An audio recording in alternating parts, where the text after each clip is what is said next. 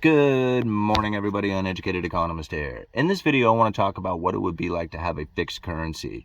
A lot of times you will hear that we should have a gold standard or be using Bitcoin for international trade.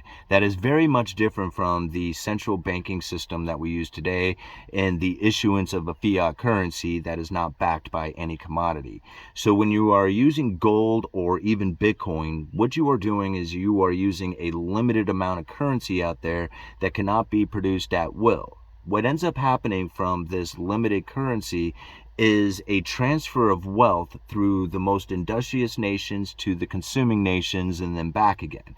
And now I'm going to draw, like in a little schematic type form, what ends up happening when you have a fixed.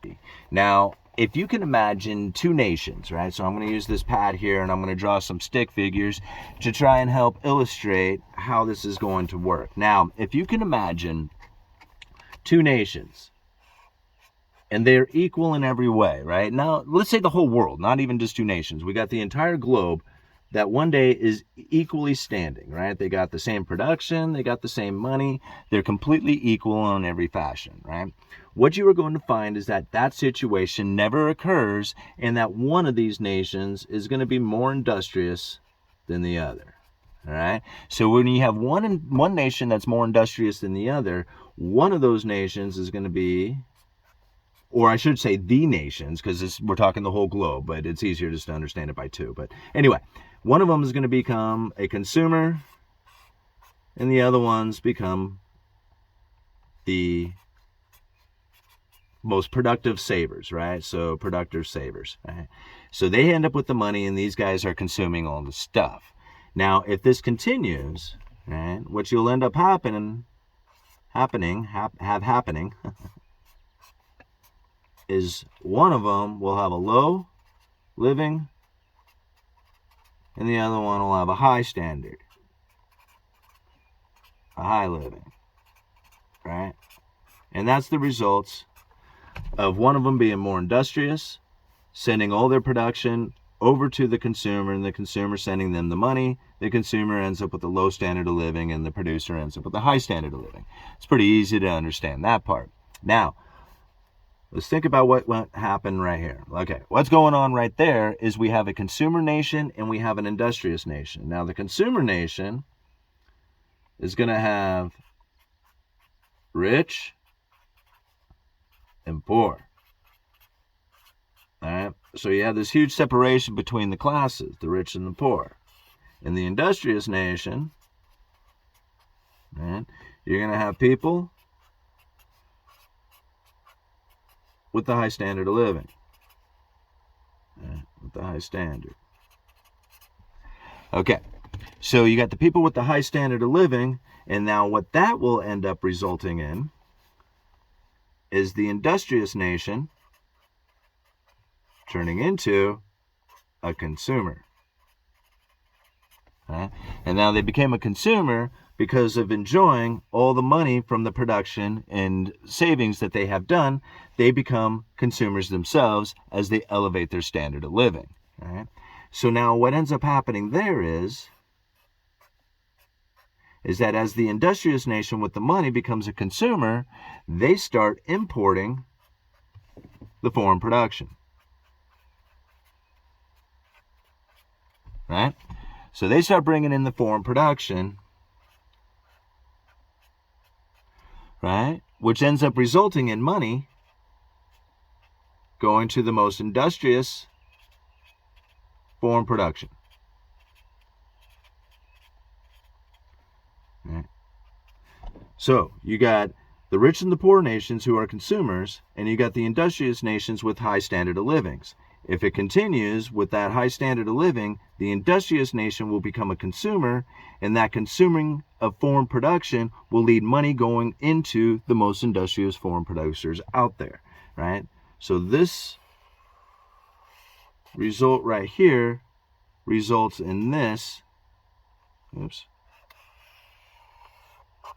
right there.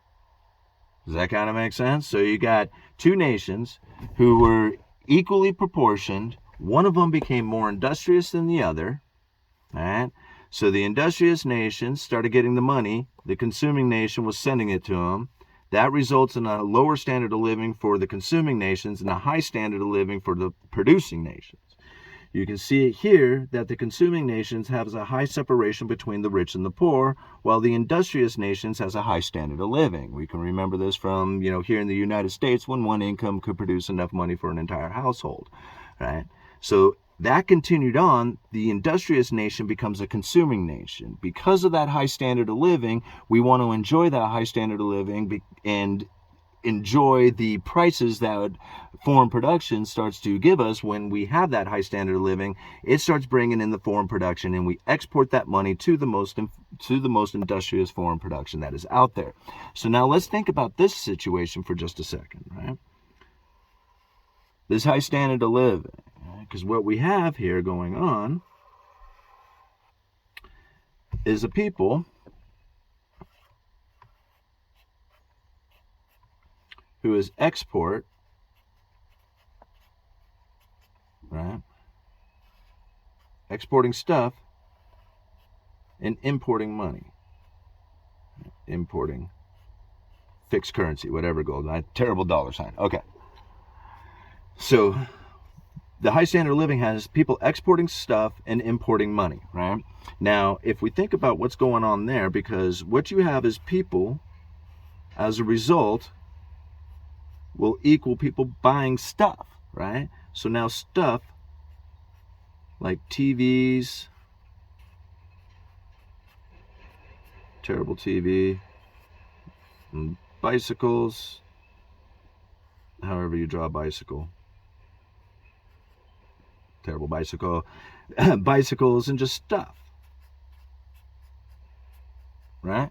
All this stuff from the exporting of their stuff, bringing in money, raises their standard of living. They got a high standard of living, right? They become consumers and they're buying stuff, right? You can see it happening right here. The industrious nation becomes a consuming nation. So after exporting, getting the money, raising their standard of living, buying the stuff, you got a bunch of people who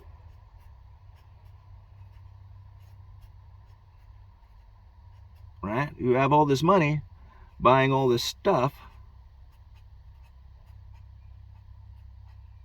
right? Results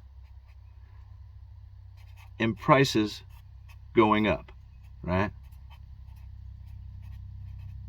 Due to all the consuming that has taken place. So if you have a lot of exports taking place, getting the money in, raising your standard of living, buying a bunch of stuff, and a bunch of people start buying stuff from foreign production, it'll start raising the prices. This is the results of the consumer bringing in the foreign production. All right, so once the prices start to go up, the foreign production starts to come in, and all the money starts going to the most industrious nation. The whole thing starts over. Uneducated economist, you let me know.